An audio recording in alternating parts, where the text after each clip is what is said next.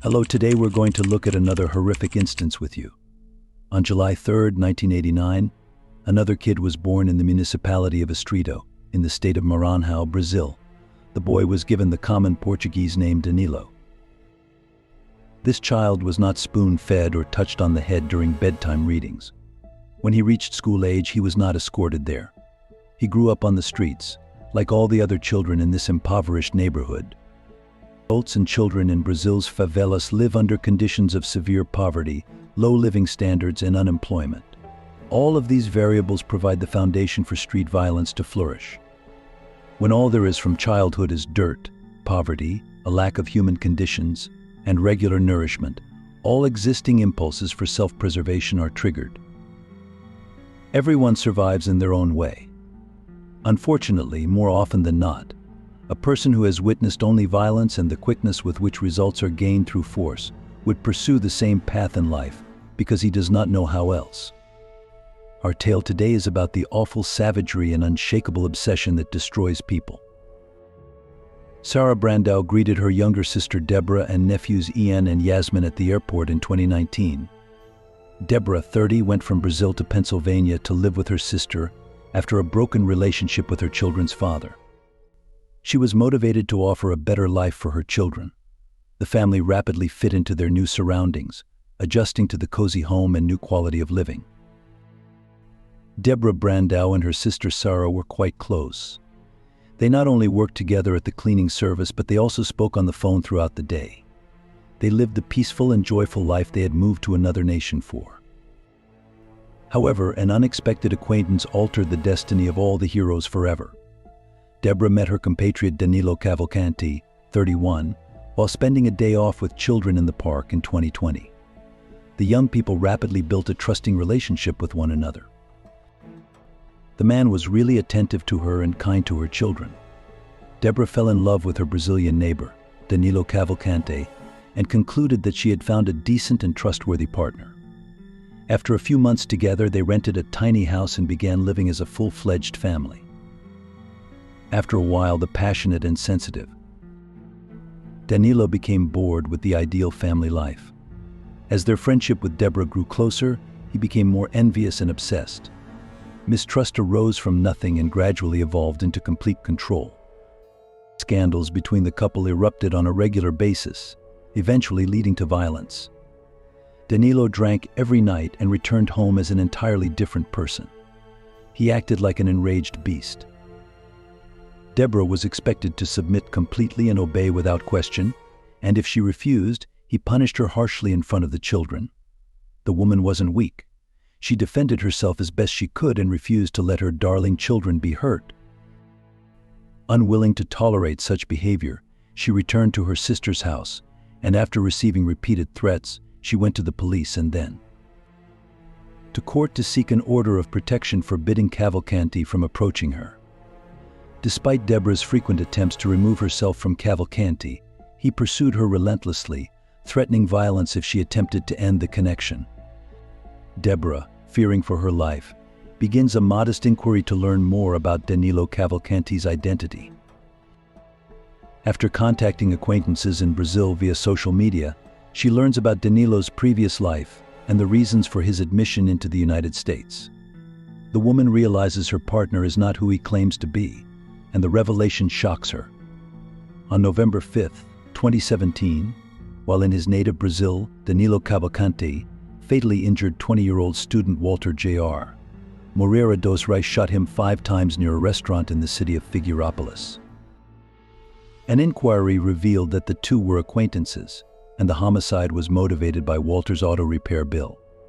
A week after the crime, the Brazilian justice system approved the prosecutor's plea for preventative custody, issuing an arrest warrant.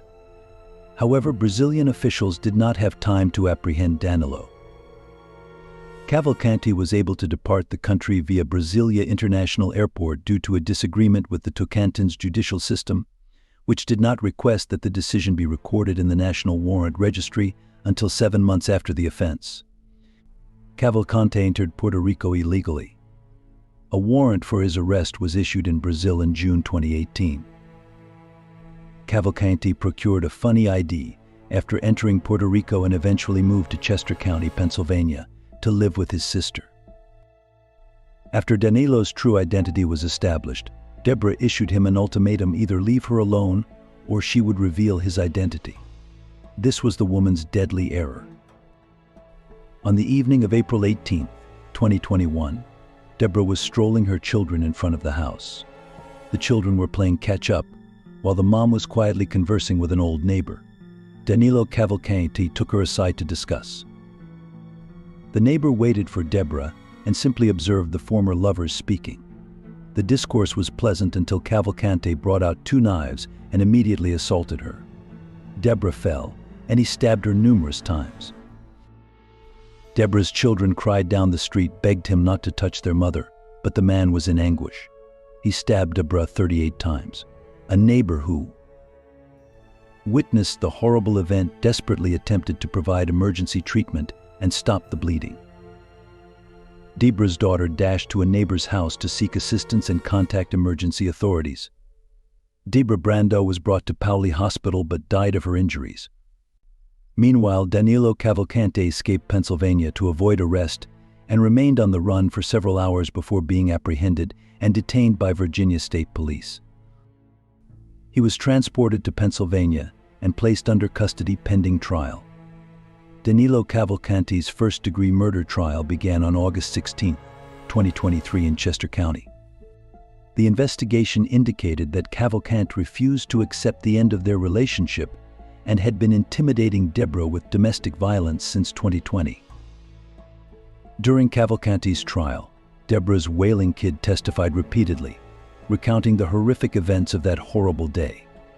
It only took the jury 15 minutes to reach a guilty verdict. Cavalcante was condemned to life in jail with no possibility of parole. After the verdict was announced, Cavalcante was transferred to the Chester County Jail in Pocopson, where he was awaiting transportation to federal prison. However, on August 31, 2023, at around 9 a.m., he escaped from the Chester County Jail through a chimney. Like Spider-Man, he climbed across the wall between 2 tiny passageways and ascended through the chimney to the roof. He easily evaded the barbed wire fences and escaped. Surveillance camera captured the prisoner in the tight gap between 2 walls in the workout yard. He walked up with his arms and legs to each side. He then sprinted across the roof, climbed over the fence, and pushed through the barbed wire to escape. Prison officials were well aware of all of the vulnerabilities discovered in the prison following Igor Bolta's escape and believed that they had been resolved. Acting Warden Howard Holland stated that officials felt the barbed wire installed following a similar breakout by a prisoner named Igor Bolta a few months prior would prevent a jailbreak. According to court documents, in May, a convict called Igor Bolta scaled the jail's roof and leaped to a less secure position. He was apprehended less than a mile from the prison, approximately 5 minutes after escape. Again, we neglected to account for the failure on the human factors side. We primarily concentrated on the physical infrastructure, not the human component, Howard Holland stated immediately after Cavalcante's disappearance. According to Holland, whomever was supposed to be monitoring the prison's 160 cells missed the escape. A guard in a turret overlooking the captives missed Cavalcante's escape. The tower guard was initially placed on administrative leave and later fired. As a matter of urgency, the prison was closed and a manhunt for a particularly dangerous criminal began. Alerts were everywhere. Danilo Cavalcante, aged 33, dark hair, perhaps armed, and extremely dangerous. The escape of a violent killer from a state prison has garnered a lot of attention. Every day, the search for the fugitive was publicized on all media channels. The Pennsylvania State Police Chief, who spearheaded the search for Cavalcante, gave regular news conferences and briefings to provide state people with factual information about the special operation. He asked citizens to take an active role in determining the perpetrator's route by remaining vigilant and observant, and it worked. So a few hours after his escape, Danilo Cavalcante was seen walking down a road some 2 miles west of the prison. Cavalcante was apprehended using a security camera early on September 2nd, thanks to reports from neighborhood people. Police established a search cordon around the location, securing the highways and trains that passed through it to prevent Cavalcante's possible escape, and offered a $10,000 reward for any information leading to his detention. Authorities began looking in the densely wooded area of Pocopson Township and Chester County, less than 2 miles from the jail. A local neighbor discovered the fugitive in a stream bed mere days after his escape, but he ran into the woods before police could apprehend him. The quest persisted. After a week on the run, the search area grew. Cavalcante was seen on a surveillance camera at Longwood Gardens, a prominent botanical garden roughly 3 miles from the jail and slightly south of where police initially searched for him. There are a lot of ravines, high fields, grass and shelter for a guy who is 5 feet tall and weighs 120 pounds, according to Robert Clark, Deputy U.S. Marshal for the Eastern District of Pennsylvania, on September 5th. In addition to the challenging, rocky terrain, searchers struggled with the intense heat and humidity that persisted for days. After a week of intense searches for the fugitive convict, the number of officers searching for Cavalcante on the ground has increased from 250 to over 400. We have secured a vast perimeter. We're extremely optimistic, the police chief stated. Not only has the search squad grown in size, but so has the equipment used in the search.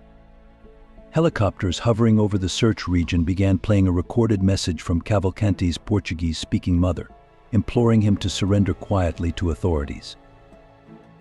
The next morning, a surveillance camera caught Cavalcante visiting a farm about 2 miles south of the prison. Police have moved in and established a new perimeter around the building, and Longwood Gardens and nearby schools will be shuttered while the search is performed. Police continued their extensive search for the object throughout the week, and Longwood Gardens briefly reopened with limited access before being forced to evacuate and close again on September 7th due to another sighting of the object. On the same day, authorities boosted the reward for information leading to his capture from $10,000 to $20,000. After over a week of seeking, tensions were frayed. Locals knew a guy convicted of murder was on the loose, but police had yet to explain how Cavalcante escaped from prison. Police in Philadelphia's Chester County have ordered homeowners to lock all doors and windows, secure vehicles, and stay indoors. CBS News reported that Danilo Cavalcante, 34, escaped from a Pennsylvania prison. The intense search continued until September 9th, when Cavalcante appeared to have broken through the search perimeter in Longwood Gardens when he was spotted on a video intercom call standing on the front porch of a former colleague's home near Phoenixville, nearly 20 miles northeast of the search perimeter. Cavalcante was adept at changing his appearance. He shaved and changed into fresh clothing. Danilo moved across the state with subtlety and went undiscovered, so he stole a van from a local dairy store and drove it to Phoenixville, expecting to seek assistance and shelter from acquaintances. On the morning of 10th September, a stolen van with an empty petrol tank was discovered abandoned in a field in East Nantmeal. The search was expanded to the northern section of Chester County. The fugitive's maneuvers again altered the search perimeter. On September 11th, while the hunt continued, Cavalcante was added to the Interpol list, and officials upped the prize for information on his whereabouts. The same night, a nearby resident called emergency services. He said that a man with a similar description had broken into his garage. The homeowner was compelled to open fire in self-defense, shooting Cavalcante 7 times, but he was able to flee and steal a .22 caliber rifle with a scope and torch from the house. Police responded quickly and discovered Cavalcante's hoodie and shoes near the house. When the perpetrator's identification was confirmed and it was discovered that the dangerous felon was now armed, authorities advised residents in the South Coventry neighborhood to lock all doors, windows, and vehicles and stay indoors if possible. The convicted felon carries a weapon and is especially hazardous. Cavalcante's escape has disturbed many locals. School districts canceled classes for the day after Cavalcante was shown on surveillance footage. Police expanded their search and advised people to keep their doors locked. Police established a new search perimeter in South Coventry Township that was tighter than earlier ones because they believed Cavalcante was now surrounded. The hunt lasted all day on September 12th, around 1 a.m. On September 13th, An aeroplane equipped with thermal imaging technology saw Cavalcante in the woods. Despite the sighting, authorities had to wait until daylight to approach because bad weather prohibited the surveillance plane from flying safely. The big breakthrough occurred in the early hours of September 13th, when authorities discovered that a security alarm had gone off just after midnight within the final search zone. According to Bivens, an illicit drug enforcement aircraft equipped with thermal imaging technology noticed a heat signal in the vicinity about 1 a.m. An alarm was triggered.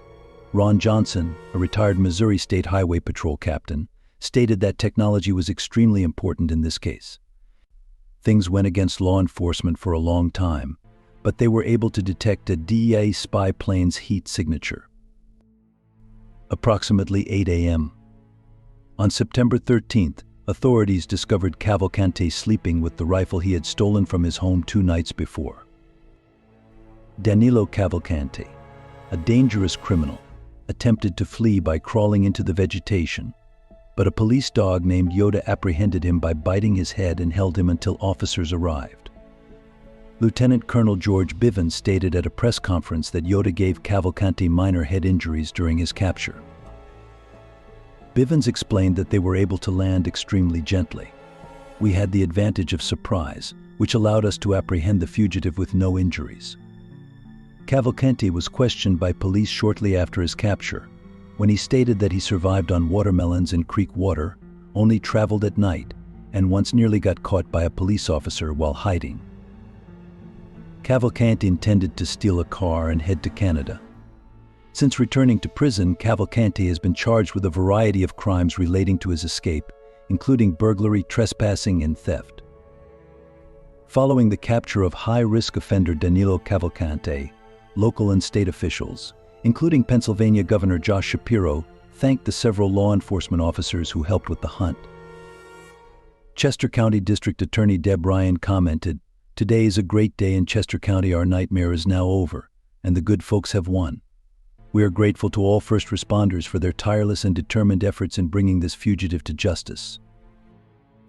They worked around the clock, and we are quite grateful to them all."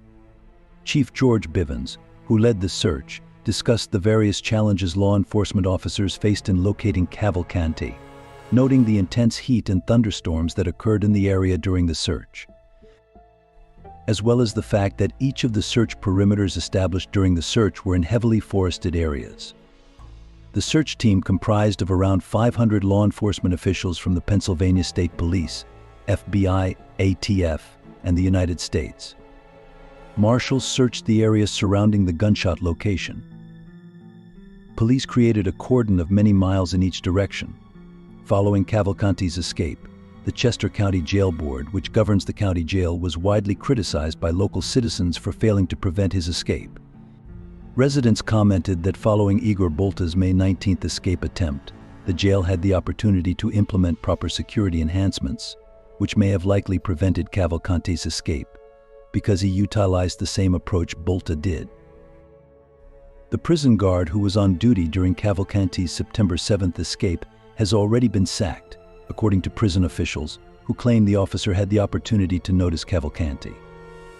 Days after the offender was apprehended, the Chester County Jail reported that they had built a tin roof over the area where Cavalcante scaled over 2 walls to access the roof and escape, as well as a number of other security measures and enhancements. I believe Chester County officials will have to address questions about how the suspect was able to escape, particularly given the prison's history, stated Pennsylvania Governor Josh Shapiro. The communication and collaboration of all law enforcement agencies and local inhabitants who came together during what has been such a protracted search for the state, helping to catch and honorably punish the wicked. Danilo will now never go free, and there are many horrifying stories ahead.